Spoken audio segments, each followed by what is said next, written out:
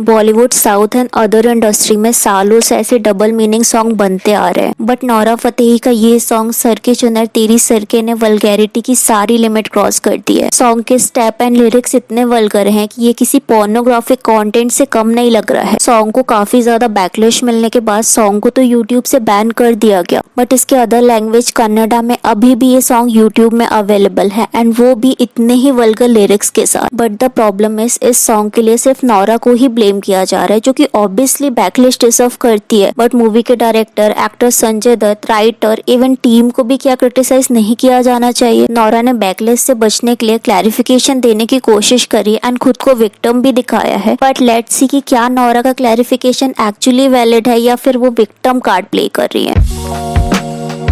So sir की चुनर तेरी सरके कोई बॉलीवुड सॉन्ग नहीं है, बल्कि कन्नड़ में केपी मूवी रिलीज हो रही है, उसी मूवी का ये सॉन्ग है। अब क्योंकि ये मूवी बिग प्रोडक्शन हाउस की है एंड पैन इंडिया में रिलीज हो रही है, तो इसका हिंदी लैंग्वेज में भी डब किया गया। अब नोरा के अकॉर्डिंग इस सॉन्ग की जो शूटिंग है ना, वो 3 साल पहले ही कंप्लीट हो गई थी। इसके लिरिक्स इतने ज्यादा घटिया है कि इसे बोला भी नहीं जा सकता। स्क्रीन में आप इसके लिरिक्स देख सकते हो। अब अभी तक हमारे बॉलीवुड में वल्गर से भी वल्गर सॉन्ग बने हैं, बट नोरा का ये सॉन्ग वल्गैरिटी की सारी लिमिट को क्रॉस कर रहा है। इस सॉन्ग का कंपैरिजन आप कार्डी बी के एंड निकी मिनाज के एनाकोंडा से कर सकते हो। तो जब से ये सॉन्ग रिलीज हुआ है, ऑडियंस की तरफ से इस सॉन्ग को हेवीली बैकलैश मिला, बट द प्रॉब्लम है छोटी से छोटी नॉन प्रॉब्लमेटिक क्लिप्स को कट करने वाला सेंसर बोर्ड ने इस सॉन्ग को ग्रीन पास दे दिया, बट हैवी क्रिटिसिज्म के बाद इस सॉन्ग को यूट्यूब ने बैन कर दिया। तो नोरा का अपने क्लैरिफिकेशन वीडियो में ये कहना है कि जब इस सॉन्ग के लिए उनसे बात करी गई थी तो ओनली उनसे कन्नड़ वर्जन के बारे में बात करी गई, बट क्योंकि उन्हें कन्नड़ नहीं आती थी तो उन्हें लिरिक्स ट्रांसलेट किए गए थे। एंड क्योंकि मूवी बिग थी, मूवी में संजय दत्त जैसे बिग आइकॉन थे, तो उन्हें ये मूवी करना सही लगा। कन्नड़ लैंग्वेज में भी उन्हें ट्रांसलेट किया जा रहा है, तो सॉन्ग के लिरिक्स ना ही नोरा को इनअप्रोप्रिएट लगे ना ही वल्गर लगे, जिस वजह से अदर आइटम सॉन्ग की तरह इस सॉन्ग को भी समझ के उन्होंने इसे शूट कर लिया।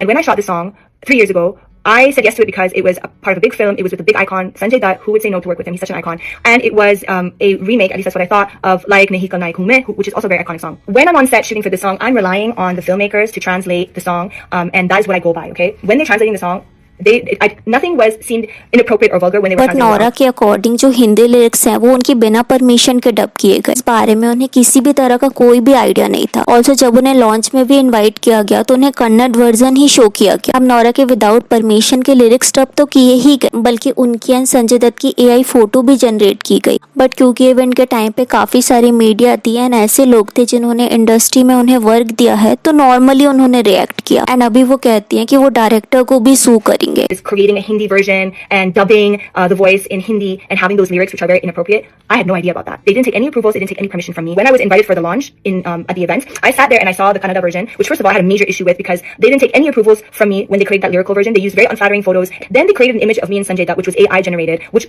I'm already against AI, so I was already feeling really irritated at the event when I saw what I saw. I have to be respectful regardless. I'm in the presence of media. I'm in the presence of filmmakers, people who give me opportunities. So I have to carry myself in a certain way. अब अगर हम Nora के statement को देखें and हम Kannada version की बात करें, तो कन्नड़ा वर्जन के जो लिरिक्स हैं, हिंदी वर्जन के जो लिरिक्स हैं, उनमें ज्यादा डिफरेंस नहीं है। अगर आप कन्नड़ा वर्जन को ट्रांसलेट करके देखोगे तो उसमें भी डबल मीनिंग ही है, बट क्योंकि कन्नड़ा लैंग्वेज के बारे में मुझे इतना नॉलेज नहीं है, तो जो कन्नड़ पीपल है वो ही क्लियरली बता सकते हैं कि उन्हें भी क्या हिंदी डब की तरह ही वो सॉन्ग डिस्गस्टिंग लगा या नहीं। इवन कुछ भोजपुरी सॉन्ग जो हमने सुने हैं जो कि काफी वल्गर होते हैं, जिन्हें हम क्रिटिसाइज करते हैं, वो भी काफी हद तक इस सॉन्ग से बेटर साउंड करते हैं। अब ऑफ कोर्स नोरा के इस स्टेटमेंट से हम अग्री कर सकते हैं कि उन्हें प्रॉपर ट्रांसलेट नहीं किया गया, क्योंकि we all know Bollywood industry में इजीली मैनिपुलेशन होता है, तो हो सकता है कि नोरा को प्रॉपर लिरिक्स बताए ही ना गए हो। मे भी डायरेक्टर को पहले लगा होगा कि अगर उन्हें इस तरीके के लिरिक्स प्रॉपर बताए गए तो शायद वो इसमें वर्क ना करे, एंड क्योंकि लैंग्वेज इशू था तो नोरा का कंफ्यूज होना भी क्लियर है। एंड नोरा के अकॉर्डिंग हिंदी वर्जन में उनकी फोटो एंड वीडियो है वो AI जनरेटेड है,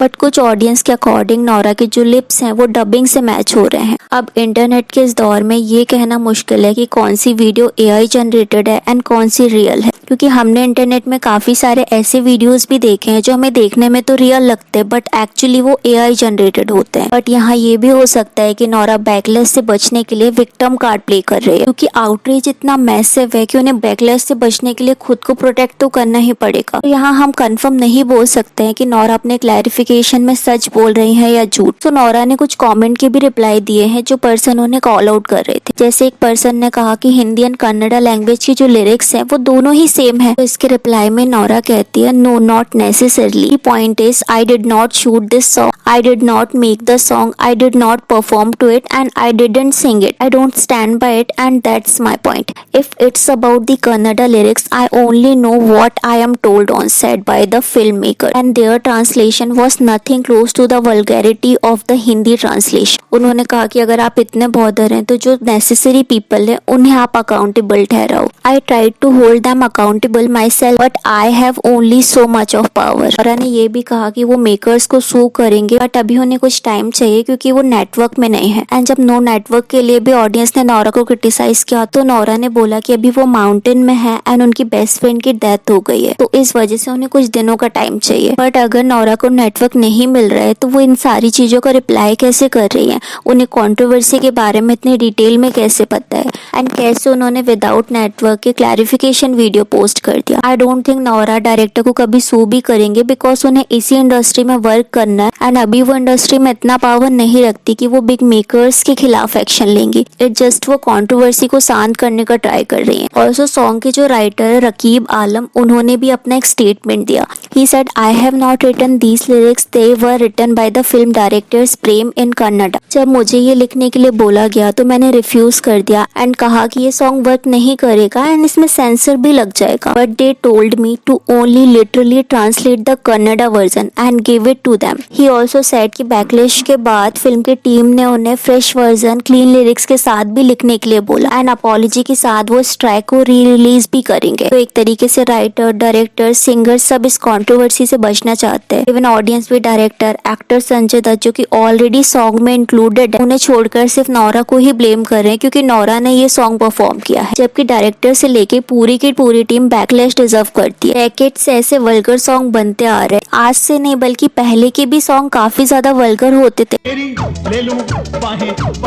बट क्योंकि हम छोटे थे तो हमने कभी उन सॉन्ग को क्रिटिसाइज नहीं किया। बट अभी के टाइम पे धीरे धीरे करके वल्गैरिटी की लिमिट क्रॉस होते जा रही है। सेंसर बोर्ड ऐसे स्टेप, ऐसे लिरिक्स को क्लियरली पास कर देता है एंड हम ऑडियंस भी वल्गैरिटी से इतने ज्यादा ऑब्सेस्ड हैं कि मूवी प्रमोशन के लिए ऐसे सॉन्ग यूज किए जाते हैं। ऑडियंस को इन सॉन्ग से थ्रस्ट टैप दिया जाता है ताकि ज्यादा से ज्यादा ऑडियंस को थिएटर में ले जाया जा सके। बट डोंट यू थिंक ये रॉन्ग है? डे बाय डे जहाँ मीनिंगफुल सॉन्ग बनाए जाने चाहिए, लिरिक्स पे फोकस करना चाहिए, वहाँ ऐसे vulgar dance step and lyrics बनाए जा रहे हैं। एंड इसमें सिर्फ डायरेक्टर राइटर ही नहीं बल्कि हमारी भी गलती है बिकॉज हम ऑडियंस नॉर्मल सॉन्ग में तो इतना इंटरेस्ट नहीं दिखाती है, बट आइटम सॉन्ग जब रिलीज होता है तो उसमें मिलियन एंड बिलियंस व्यूज आते हैं। इस वजह से डायरेक्टर्स को भी फ्री पास मिल जाता है ऐसे सॉन्ग बनाने का, क्योंकि एट द एंड उन्हें बिजनेस बनाना है, पैसे कमाना है। बट जब तक हम सर के चुनर जैसे अदर सॉन्ग को भी क्रिटिसाइज नहीं करेंगे, को बैकलैश नहीं देंगे, तब तक ये सॉन्ग बनते ही जाएंगे। चलो ये सॉन्ग तो वल्गर था, क्लियरली इसमें बहुत ही वियर्ड लैंग्वेज का यूज किया गया है, बट काफी सारे ऐसे सॉन्ग भी है जो कि डबल मीनिंग का यूज करते हैं वल्गैरिटी को शो करने के लिए। तो हमें उन सॉन्ग को भी एंजॉय करने की जगह उन्हें क्रिटिसाइज करना चाहिए। तो what I thought about today's video, क्या नोरा को इतना क्रिटिसिज्म देना बनता है?